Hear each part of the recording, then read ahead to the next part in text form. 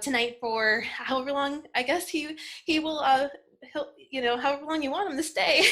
But he's going to answer questions and go over some strategies, wealth charts questions, anything that you want there. So make sure you stick around for Rob after Randy. So I'm going to go ahead with that and turn it over to Randy Howell, who is the creator of Trader State of Mind. He's a performance coach and licensed therapist. His work focuses on using emotions to build an effective mind for the management of uncertainty. So let me stop my share for you, Randy, and then you can go ahead and share your screen now. We can share our screen. Yes, you can. We're getting there. We're getting there. Okay. There we go. There we go. We got it. You're amazing. Good. Amazing. Thank you, Marissa. All right. And just let me know when you need me for questions, okay? Okay. I'm ready then. Thank you. And thank you, everyone, for showing up. It's Friday afternoon. And you know something? Here we are at the very end of the day. And what we're doing today is we're looking at this thing and recognizing that some of you at some moment realize that trading is not just about a methodology. It's not just about a platform, but it's also about the driver of that platform and that methodology. To get the edge that, you know something, when you look at all this stuff, you realize, you know, a lot of people have an edge statistically in their method. They can just absolutely almost mint money when they're not putting risk out there. Yet the moment they move to risk, suddenly things fall apart. And that's when you realize that actually trading is a three-legged stool. You have to have a platform that responds and works. You have to have a methodology that gives you an edge in the management of risk. You also have to have a trader psychology built to be able to drive those two other legs of trading. And what we're going to do today is we're going to be taking a look at what actually is going on that stops us from being able to achieve that kind of potential. And interestingly, you start asking the question, what's this connection you're talking about between trading, self-mastery of your emotional nature, and gambling? We aren't supposed to be gambling. And yet at the same time, that's exactly what happens for many, many traders as they evolve. And all of us have experienced that almost there in your trading, where you're just working on it hard, and you never are going to give up. And at some moment, you know, you just get absolutely blown off and you hit these spells and you're almost there, but you back off. And yet we're taught to win, control. And at the same time, pushing harder does not mean that you're going to become a consistently profitable trader. Besides a desire to win, besides pushing hard and being highly motivated, we're also fighting something that is really, really hard for us to imagine how to win. And often, now this is kind of weird, you know, here I am, a trader psychologist and all, and my own point is this, is talking trader psychology often distracts you from the real issue here. Because my friend, is that before the invention of trading psychology with all those terms like FOMO, revenge trading, over trading, fear of pulling the trigger, all those things that we talk about in a trading psychology language, what we forget is this. We actually have a brain that is actually built to gamble. Not built to gamble when it was being formed over that many millions of years, but for us to survive in a very dangerous world, that's our caveman ancestors, there were some things that had to get built into us, biases that became state trait, that actually became something that we transmitted genetically through time. And it just so happens that modern man is doing the same thing. Modern man, as glorified as our thinking brain is, and as all this really cool information you've been learning really is about how cognition and how you know, just being able to know what you're doing and having these indicators, having all this stuff is so important. What we discover is this: we have a brain that's very prone to gamble. And there's a reason for that. And I want to go down into the very biases that drive us as human beings. The first thing is you come programmed with primitive biases that are incredibly detrimental to trading under stress. Whoa. First of all, trading means you're risking capital in an uncertain future. The stress is there is you don't know. That stress is something that you're pushing against biases that do not want to give up. They can't give up. And those biases, friend, you carry these biases with you because you're a human being, a Homo sapien, okay? And at first it starts with the optimism bias. Now, who in the world hasn't gotten into trading, and what happens is they're optimistic. They think, I realize it's not a good show. There's very few traders who actually make it, but I'm going to be one of them. I'm optimistic. I am optimistic. I believe I will prevail.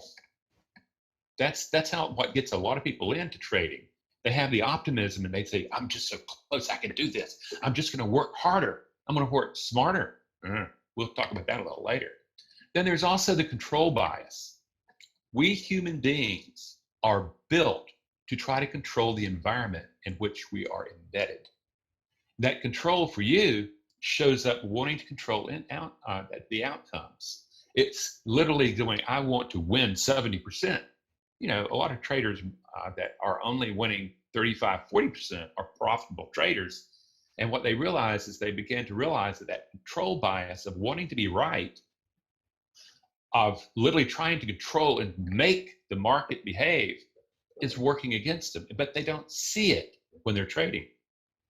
The other thing is we come with a confirmation bias. We start only looking for evidence that supports your narrative position. I can't tell you how many traders, I was talking to one who's now a client of mine, says, something, I just thought all this mumbo jumbo psychology stuff was BS until I lost $300,000. And all of a sudden I'm going, oh my God, I'm lost $300,000.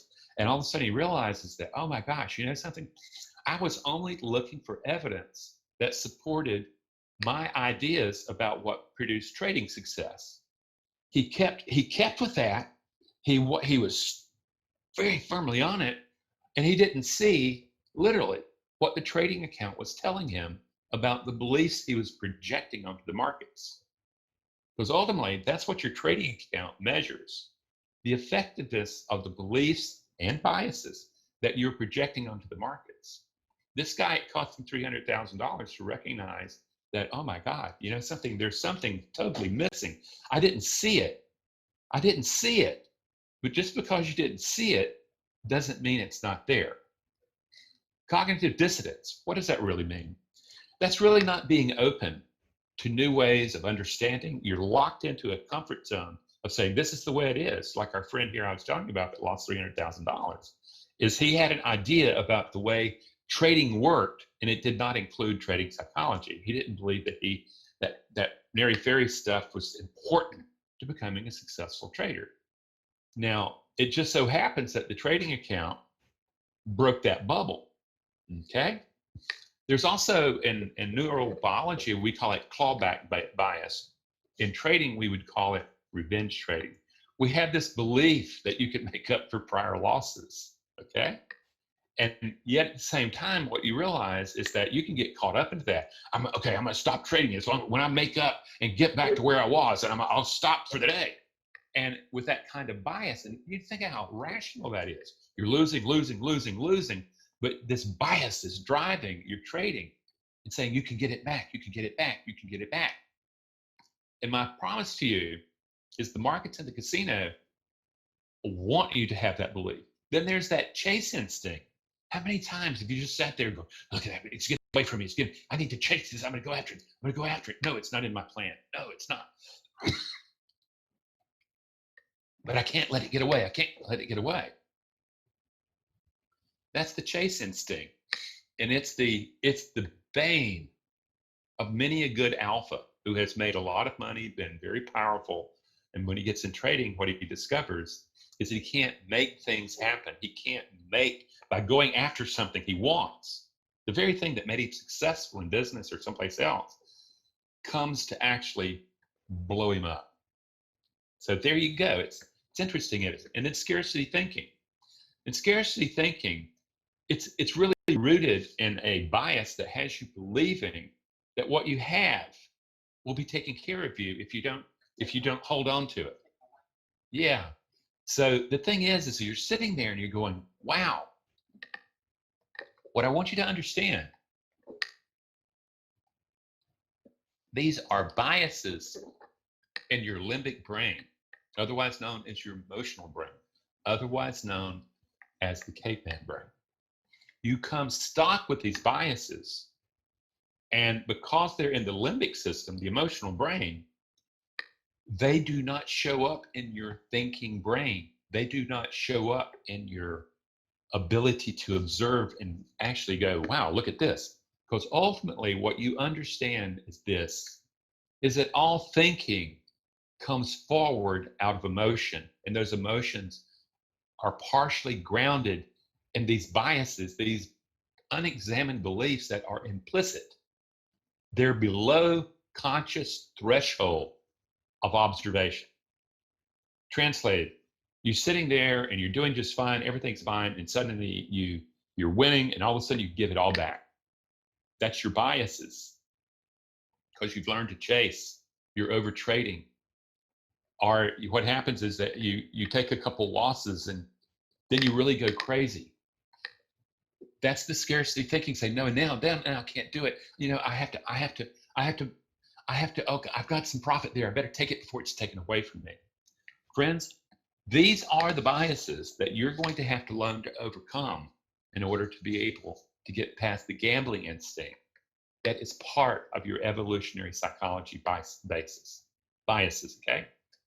Understand the reason that those biases are there is that it was a successful adaptation that gave humans an edge in survival. And by the way, against incredible odds. We had to be incredibly optimistic.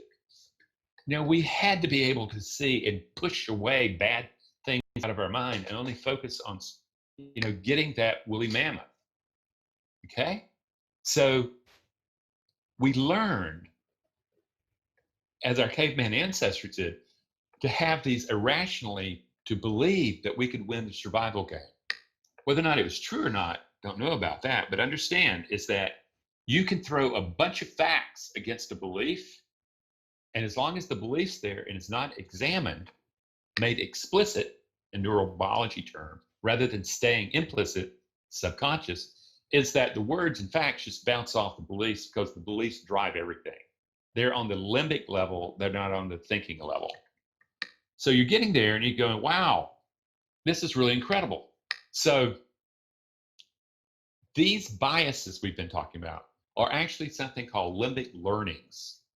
In the limbic system, that emotional brain of yours, when it experiences stuff out in the environment, out in the markets, and it gets popped, either a good way or a bad way, what happens is a learning occurs there that, as you learn to think, becomes a belief. But the limbic system simply producing a limbic learning that it wires into circuitry. So the moment that the limbic system sees a match to the pattern, that is fired. That belief is fired, and it starts controlling the emotions that drive your thinking. So what we want to do, they wire you to believe you're going to win while facing a random distribution of wins and losses with only a slight edge. Really good traders really have a completely different understanding about losing. They know that they're going to be losing a good bit of the time. And what they do is they become really great losers. They don't hate to lose. And they realize, if I'm hating to lose, then I'm operating from a bias that I need to get at, root out, and learn how to change so that I become able to minimize those losses. And so when a probability falls on the good side of my bias, when I am in probability land and land profitably, you don't take that seriously either. But the thing is there's that belief. There's that belief. And what are these limbic beliefs that make you prone to gambling mind. Okay? The very first one is a belief that there's a pot of gold at the end of the rainbow, and with effort, you can seize the prize. One of the best examples of this, I really like Mark Twain's work. And as an early man, he was a part of that San Francisco gold rush business, found himself in Alaska, found himself doing a lot of things and doing outrageous things, lying, stealing, and just trying to convince and getting money to be able to go it. And he wanted to strike it rich. Then one day he's in a mining town, and it just so happens that he was desperate, he was starving, and it just so happens that the newspaper gave him a shot because he gave in an editorial, and that editorial just made those papers fly off the shelf. And they started paying him, and all of a sudden Mark Twain goes, wow, I've just struck it rich. But it wasn't from mining, it was from writing. And that's how Mark Twain started the evolution of becoming this great American writer. But the first thing is, he, like many traders, are looking at the pot of gold at the end of the rainbow. And you've done that, is that when you start examining trading and all of a sudden you go, wow, if you just keep your act together, this could be amazing. And then all of a sudden you say, well, all I have to do is size up and boy, the sky's the limit. There it is. Okay, that's the pot of gold. Then the key though is this striking it rich business makes you believe that you can win against all odds. Okay? And the casino knows this. The big boys know this. The big trading firms know this. They know that, over time, like the casino is going to take your money, even though you believe passionately that you're going to win.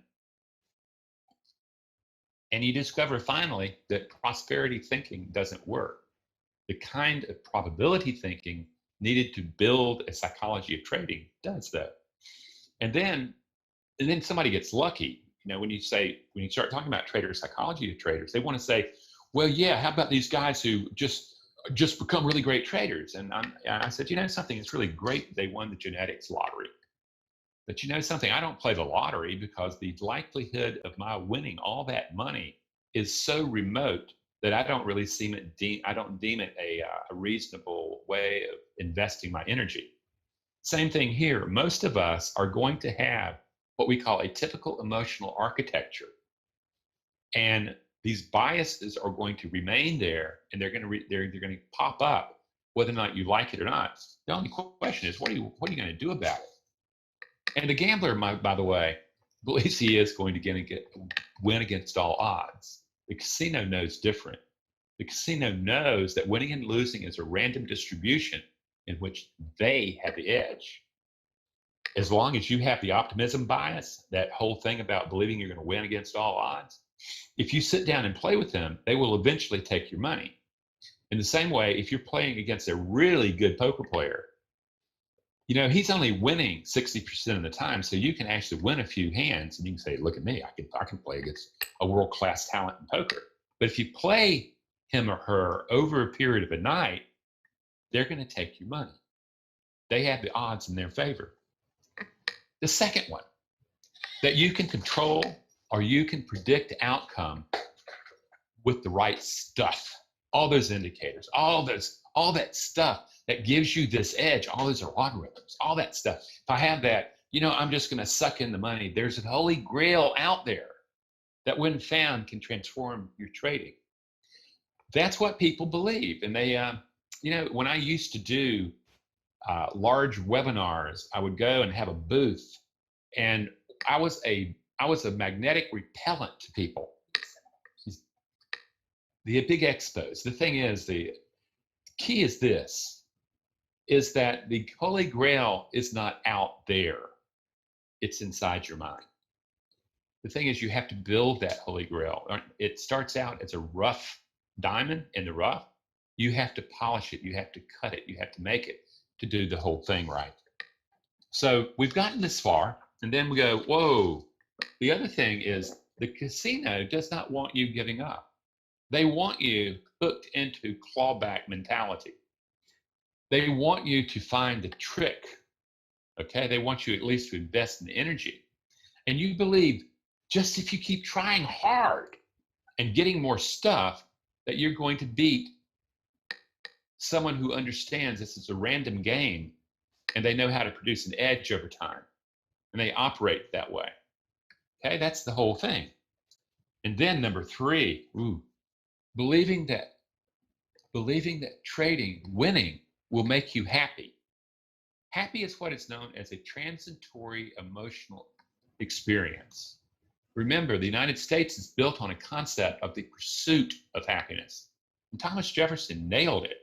As you pursue happiness, happiness only lasts for a little while, and then the excitement goes away, and then what happens is you keep seeking the excitement of happiness again. Like these people right here, they're playing against a random situation that they are absolutely determined to lose. And at the same time, every once in a while you win, and out of that, wow, you get happy, you get excited. The dopamine rush happens, and you start feeding more money into the slot machine. That's how it works. So that's the chasing. That's the setup for chase, is that you feel the excitement, you've seen it happen, and all you have to do is jump in and make it happen. And the big one, the huge one that tears up people all the time, is believing that as an aggregate, you can make up for prior losses. The casino wants you believing this, okay?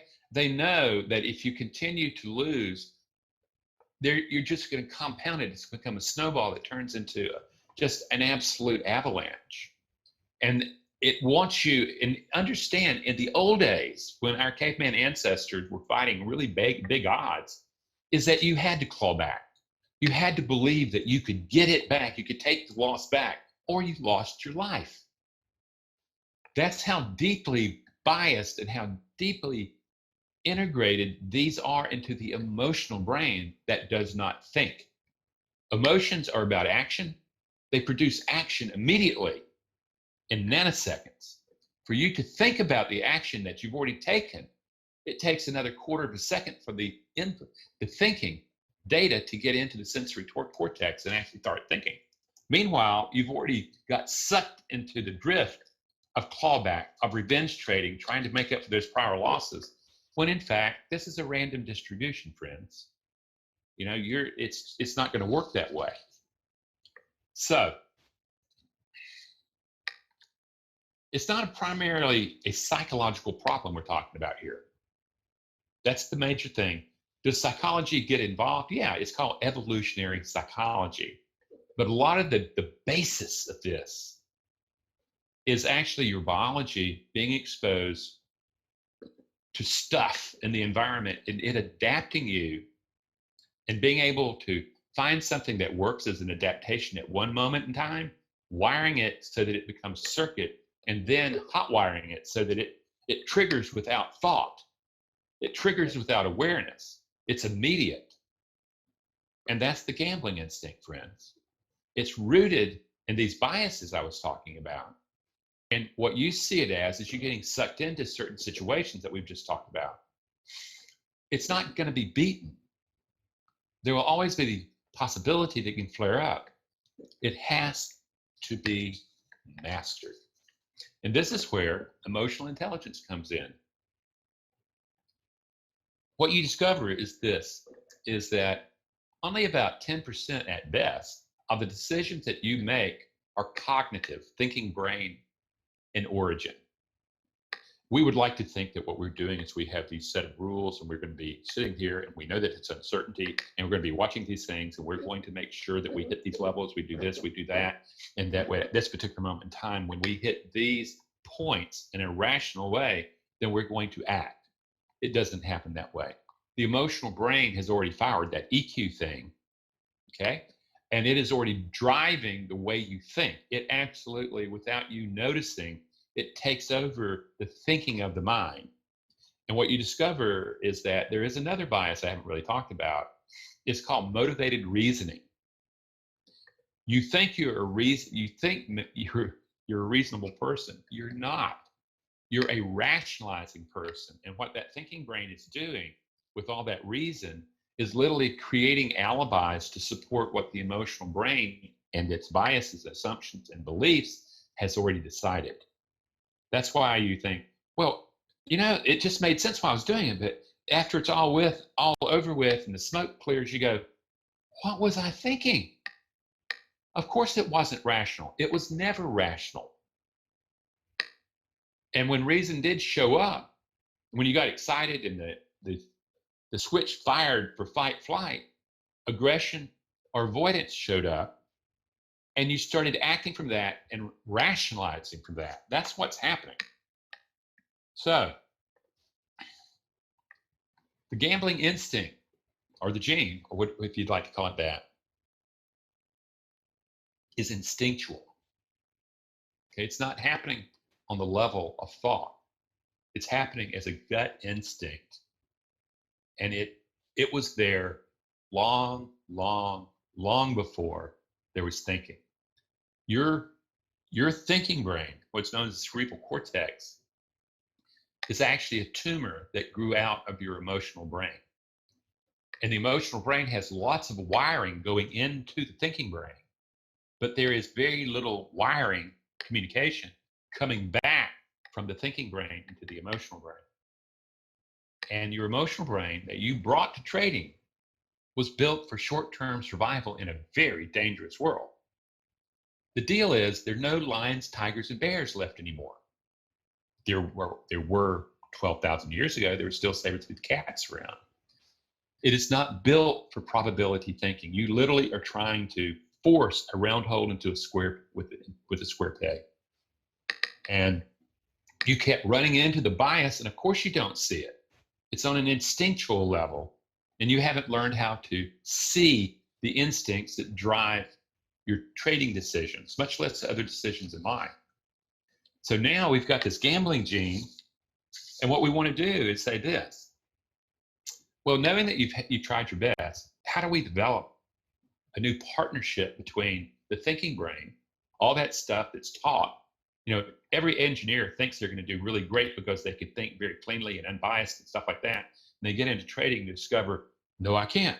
I cannot think unbiased. I just fall apart. In the emotional brain. So we're looking at this thinking and emotional brain that we're going to have to build a partnership. And the real key is, how do you develop emotional intelligence? Okay? How do we rewire the brain for trading and managing uncertainty? Because the truth is, we have to do it, or we're not going to make it as traders. Natural selection will take you out of the figurative gene pool. And here's where it starts. This right here is actually the problem. What you'll see is down here in the bottom lower left-hand side, you'll see emotional stimuli coming into the brain. That's emotional data. Okay, all that stuff, you're looking at all these charts. And what you're really looking at is stuff that represents emotions. And it goes to the thalamus, part of the limbic system. And there's a traffic cop.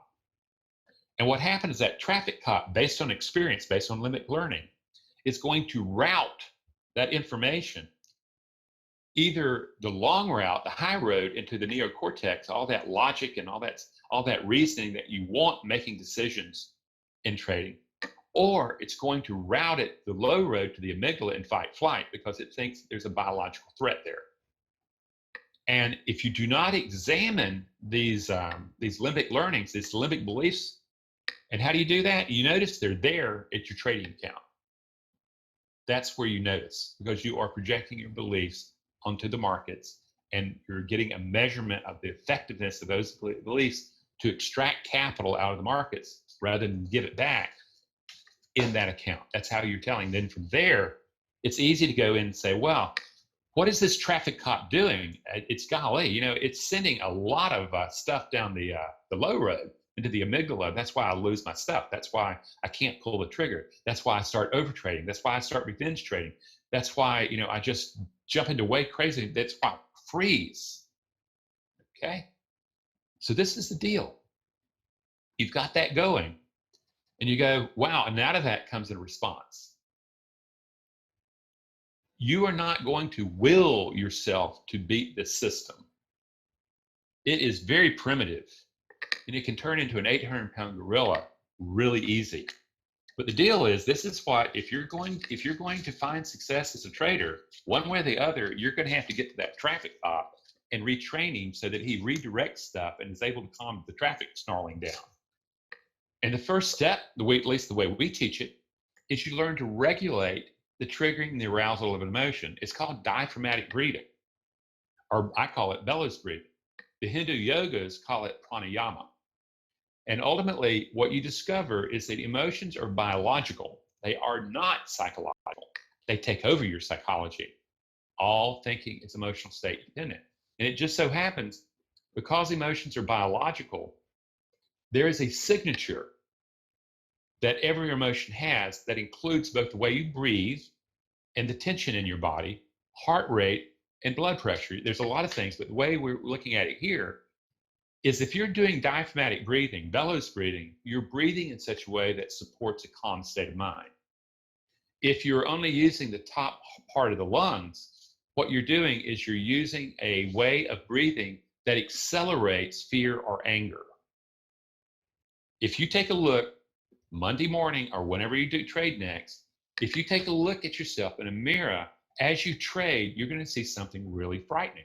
You're going to see this person with tense muscles. His eyes are big, his jaw's clenched, he may have fists, his arms, and he's not breathing. Yeah, what you're seeing is then just experiment and start using diaphragmatic breathing. And what you'll see is you'll see the facial muscles around the eyes calm down. You'll start seeing tension slowing down, and you'll see that the emotion actually is less intense. And the truth is no, emotional regulation is not going to solve the problem. But if you don't regulate the intensity of the emotion, you're never going to get to the door of the mind where the fun is, where all the beliefs are. Okay? This is the first step that has to be done. And I spend the first part of my training with traders teaching them how to breathe, teaching them how to relax in the presence of stress. That's the big deal. It's not in the yoga studio, it's in the presence of stress. So that's the first thing. The second thing is what we have to do is come to a concept of mindfulness, okay? And in that mindfulness, what you're discovering is that there is a faculty within you where you can step back out of thought and you can become an observer. And what you discover is that as you start observing the biases, the assumptions, the hidden beliefs that have been driving your trading.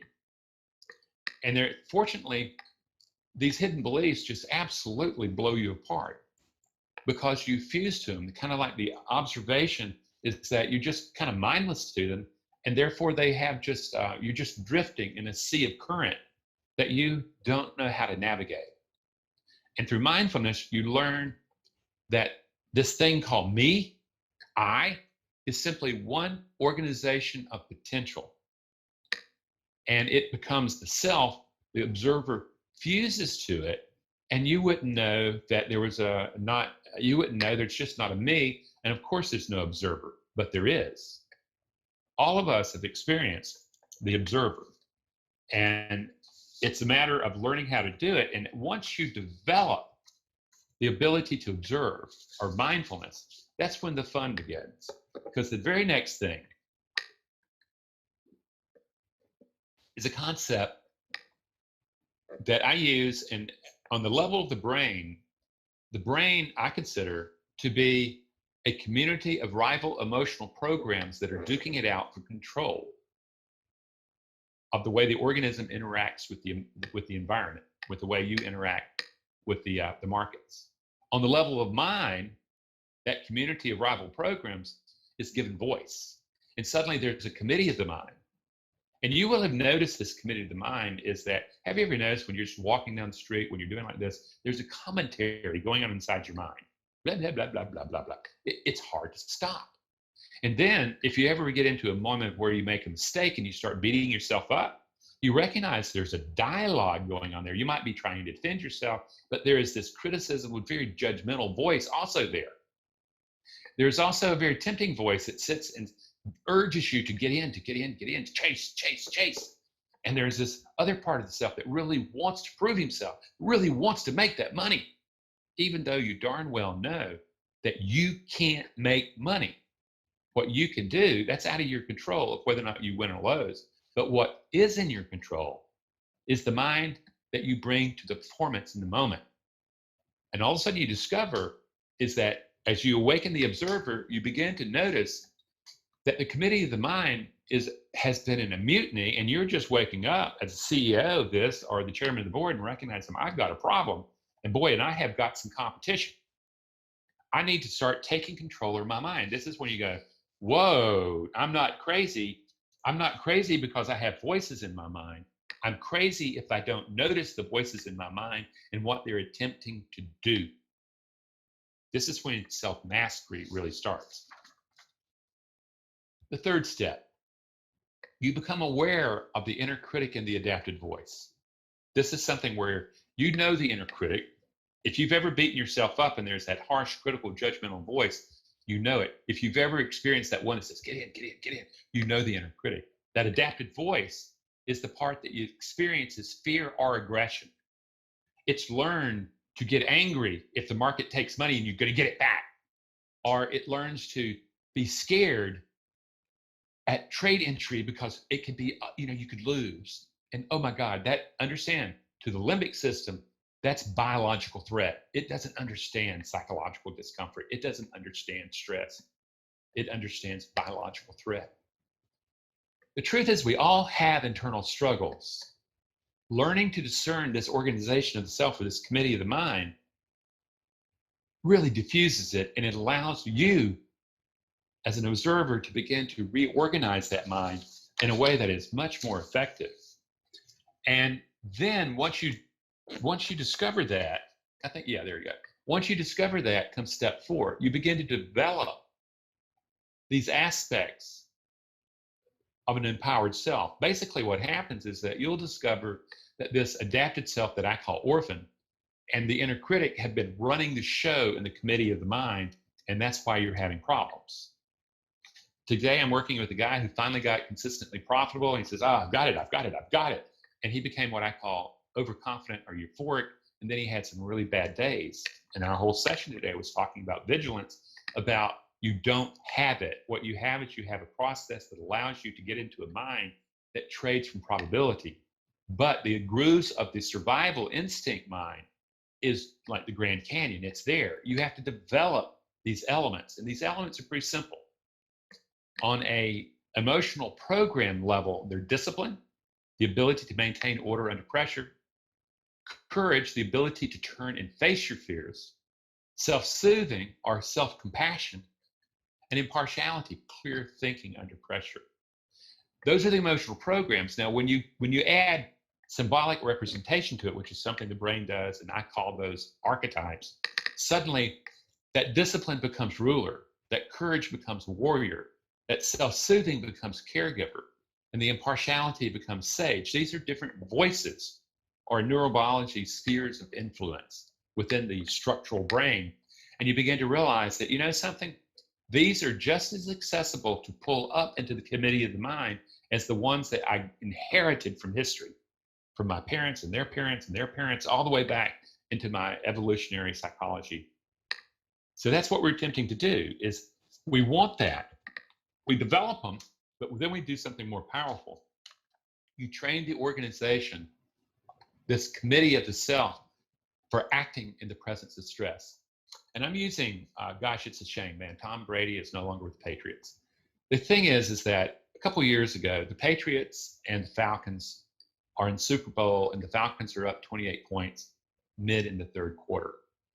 And on the Falcons side, you see them, they're overconfident now. Hey, everything's great. Man, we've got this one. Hey, we're just having a good time.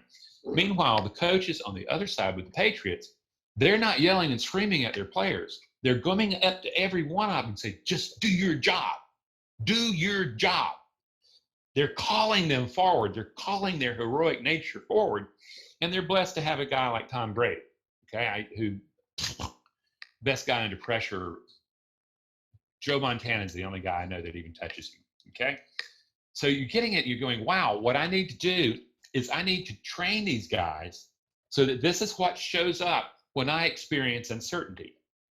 Yeah, you're already pre-programmed when you experience uncertainty, to get confused, and then vulnerability into fight flight. The stress level will do it. What we were doing is saying we can find these elements, bring them up, train them to be present under stress. That, friends, that's the big thing.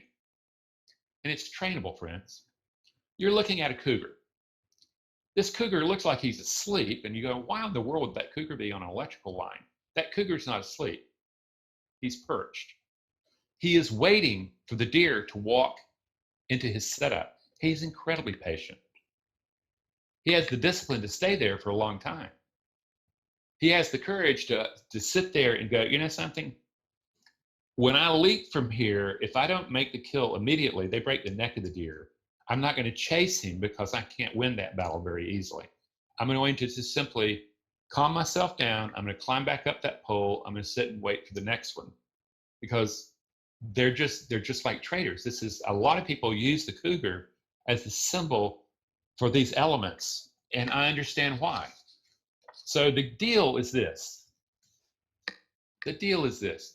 Do you want to train your brain and mind for probability thinking? Okay. If you do, I don't blame you, because the brain you brought is not going to produce the mind that produces consistent profitability in trading. It's just not built by evolution to do that. You have to become the designer, and you need to be the one to develop it. And it just so happens we're having a group course start in September, and this would be a great place for you to start looking.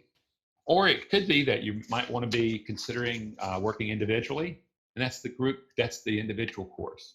There's lots of differences. The major thing is that both give you the tools you need to build the mind for probability management and for peak performance. And you realize, my gosh, this is the Holy Grail, isn't it? I've been trying to find the Holy Grail out there in all these other tools that are necessary for successful trading, but are not enough. I have to retool, no matter what I think of myself, I have to retool the mind that engages uncertainty. I have to retool it so that it becomes the mind that can deal effectively with the uncertainty and what uncertainty triggers in the brain. All that vulnerability, all that fight flight. This is where it's at, friends. And if you're really looking and trying to decide, is, you know something, I really want to do something about this, and I want to find out if Randy and I can work together, I encourage you to go to our website and hit contact us, and we can build a free hour to talk. But what I also really suggest is, if you found this thing interesting, get our free gift. It's an ebook, and just go to the Trader State of Mind and find the tab that says free ebook and just download it. That would be a good start. If you're sitting here going, wow, this guy presents this trading psychology business in a completely different way than I do. This is how you can start really beginning to understand what's going to be required of you to build a mind that can drive all this methodology you have and the platform that you have, and to be able to cohesively get the stuff. And when you're there, take a look at all the free videos. If you go to YouTube and type in Randy Howell, a massive amount will happen. You can go to my front page and you can start getting at those interviews and the videos from there. And on the website, you're going to find a ton of articles that go through this stuff. And I literally have people who will watch 20, 30, 40 of the nearly 200 videos that I have up. It's a powerful way to get to know what I'm talking about, and to recognize is that this is a really missing link, friends. This isn't something where you're going to have to really face your neurobiology, this emotional intelligence, to be able to develop and manage the mind that's coming forth from your emotional programming. So friends, I want to thank you for the time that we have shared together. And what happens is Marissa was going to, if there are questions here, Marissa was going to feed them to me, and I was going to answer several of them. So Marissa, you there? I am here. Yay! Yay! All right. Let's see. If anybody has questions, let's go back. I'm gonna try to go back through my chat and look for some. There's lots of great comments though coming through, that the presentation is great, that you have excellent knowledge. I put the link in there so they can get your ebook there. So if anybody has some, so there's a question here. Any opinions on the book Cybernetics? Yeah, it was a very breakthrough book when it first came out, and emotional intelligence has evolved long past that. We have a much better understanding of it. If you want to start with emotional intelligence, go to Daniel Goleman's work and then start just working from there. As a matter of fact, what I would do is read my own book, because my book is based in emotional intelligence. What you'll find about me is that I understand this is really about the brain on uncertainty. And your ability to mastermind randomness is just is magical thinking. What you can do is that you can produce a mind that gives you an edge in whatever bet you're taking, but you cannot change the course of history by thinking. You can train the mind as you engage uncertainty. The Romans had it right. They have an axiom that says the future favors the brave. Basically, what they're saying is the brave will act in the face of the unknown, of fear, and it is building that mindset that allows you to engage uncertainty from a disciplined, impartial, curious mindset that opens up possibility, because you begin to get past the tunnel vision you've had from your biases, and you begin to see a much more extraordinary openness. And out of that, you create a very different future. But it's not masterminding it. It's not think and grow rich. It's really more about actually going into actual experience, building the mind rooted in these emotional programs I was talking about that engages the uncertainty. That is the edge that everybody is seeking. Good question, though. And it was a breakthrough book at one time, for sure. Sure. Here's another good question. Any specific suggestion for freezing prior to placing a trade, ignoring the edge trading rule in order to ascertain if this is going to be one of the winners versus one of the losers? In other words, second guessing the edge and rules. Well, the very first thing you can do is just watch your body. Rene Descartes was so wrong when he started the Age of Reason with the I think, therefore I am stuff. He separated mind from body, and you can't do it. Your brain emerges, your mind emerges from brain. Your mind emerges from your biology. And once you grasp that, you begin to go, okay, the very first step is, how do I cool down the body from not getting excited or stressed, and then start making decisions from aggression or from avoidance. So it goes back to watching your body, cooling it down, and then if you've learned how to do it, you begin to step back out of the self and just start noticing that your mind's going off into a different direction, and you say, okay, how do I get this thing right? How do I, if I stay calm, if I stay in my rules, and that I do that by maintaining emotional sobriety. And it starts with breathing. And in my work, it goes from breathing to mindfulness, to recognize the internal dialogue, to developing these other inner strengths, and then building them into a team. And that's what you populate your mind with when you engage stuff like that. But the first step, always emotional regulation, Marissa, always.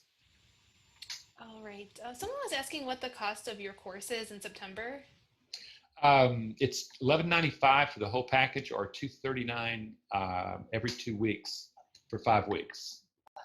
Yeah, 5 payments of $239.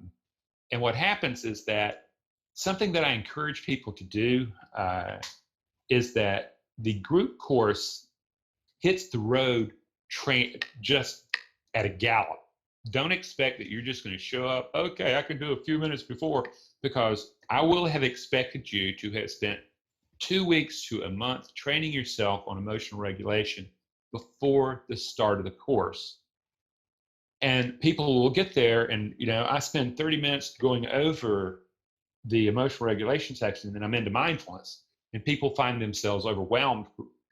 I understand why, but the thing is I caution them is that no, get started early. We give away a free gift that's a $200 value just to sign up early to help you. We're not doing it to encourage you to sign up. We're encouraging people who are signing up to get busy and realize they need to come prepared, because this class is a breakneck speed, and I'm expecting you bam, bam, bam, bam, and you better be prepared when you get there. But it's a great value, and the individual course is just the main difference between it is it's just enormously more comprehensive, and it's very personal because it comes with 10 sessions with me on Skype. All right. There was somebody that was asking a question: what's the quickest way to calm down during a 5-minute trade? The quickest way to calm down. Well, what I would say is, you can actually go to my website and get a breathing guided meditation there. And what you'd have to do is you have to train yourself in a system called stress inoculation, which I use through all my work. And what you're doing is in there is that you're catching yourself when the emotion first triggers, and you're basically you're training yourself to have a neural pathway right beside the bad one, the one that causes all the problems. And ultimately, so in the stress inoculation, you're pairing them. So when you see that moment, both fire, but the new circuit disrupts the old bad circuit. And that's the whole theory behind stress inoculation. And that gives you a moment of 3 or 4 seconds to get your act together. But that would be the other than trying to give him a magical answer, that would be the most direct way I know of doing it. Because that's at the core of my training, using a lot of that stress inoculation work to be able to get the mind ready to work under stress and to trigger from whatever prevailing mind you have to the trader state of mind that you need to have for trading effectively and calmly and patiently while trading. So this one this seems to relegate paper sim trading to only be useful for learning execution of trades. Thanks for any comment. Paper trading is great to learn your methodology, learns how to use your platform so they work fine together. And I like that. I also know people who get all worked up emotionally when they even paper trade. But for most of the people that I work with, what I'm looking for is that they can paper trade effectively, like our good friend Rob Huffman. Okay, and the thing is that that's on paper. But when they notice that I can trade on paper and I can practically mint money, but when I go live, we darn well know, and then performance really scales off. We know now that we have self-limiting beliefs in play, okay, and those need to be found out. You basically detect a fearless detective going in and looking at things you probably don't want to look at, and then correcting it, reforming it so that the beliefs that you're bringing in are creating the possibility of consistent profitability. That's the bottom line. So you use both, but it's a good way of learning methodology. It's a good way of training yourself for platform and methodology. And then when you move to live trading, if there's a breakdown, it's letting you know that it's pretty obvious it's psychology that stands in the way, and you can do something about that. All right. And how long are those individual sessions with you, Randy? If I were a practicing clinical therapist, they'd be 50 minutes, but I'm no longer a practicing clinical therapist because I'm a self-development guy. My sessions are minimally an hour, and they're generally around 75 minutes. So, and that sometimes they go a little longer than that, but they're generally between 60 and 75 minutes. And they're on Skype too. Skype just makes all the difference in the world. It's like being in the room with you. It's very personable, and it just opens up a whole new arena. And we use it all over the world. All right, great. Well, I'm going to go ahead and end it there. Cool. Lots of great feedback coming through. Well, he did a great job. Is there any closing thoughts that he wanted to share, Marissa? Is there any closing thoughts? Yeah. I mean, Randy, feel free to, if you want to wrap up with it. I love him dearly, and of course, due to reasons that I don't know if you shared with the audience why you weren't able to be here last summit, but normally Rand's with us every time. I don't know if but obviously. Folks, I had a heart transplant. Is what that kind of stopped me for several months. Let's just say that. Yeah, but needless to say, obviously, the moment he was feeling healthy enough, we were excited to have him back, because all these wonderful things, the techniques, the tools, and everything else, I'll share with you in just a few minutes as we kick back off my private session with you guys here. As we wrap up the day, what he offers, and the Howells in general, they're just wonderful people. And if you guys, have a chance to learn from them and get access to some of his work, what's between your ears in the end is really important. So it's very fitting to wrap up today's session with such an important topic before I come back on. So I just want to give you closing thoughts there if you'd like to make them. Yeah, thank you. What I'd like to really tell you is that for whatever reason, you have chosen an endeavor that is probably one of the most difficult things that you could possibly ask a brain to do. I mean, understand the evolution is set where you want control, but you can't have control. You are set to be right, but the thing is, you have no control over whether or not you're right or not. And it is, to me, it's really an injustice. And what I like about Rob and crew is that they recognize that this is an element of trading that has to be really addressed. There are some people, Rob somehow he just won the genetics lottery, okay?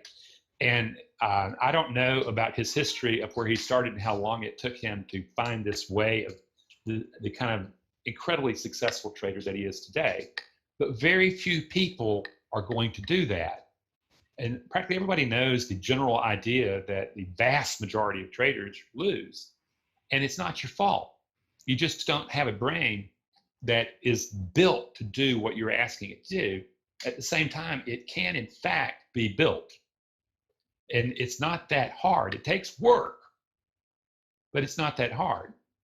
And it's that I want to leave you with, is that whether or not it's me or somebody else or whatever, the thing is you're going to have to develop the brain and mind to this world of trading, because it is completely different than the alpha tendencies that have built success and stuff like that.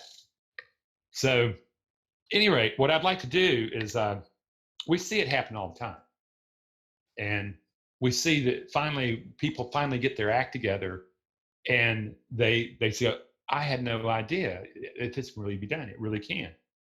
But I'll tell you what, though, and that's really the only thing I really wanted to say.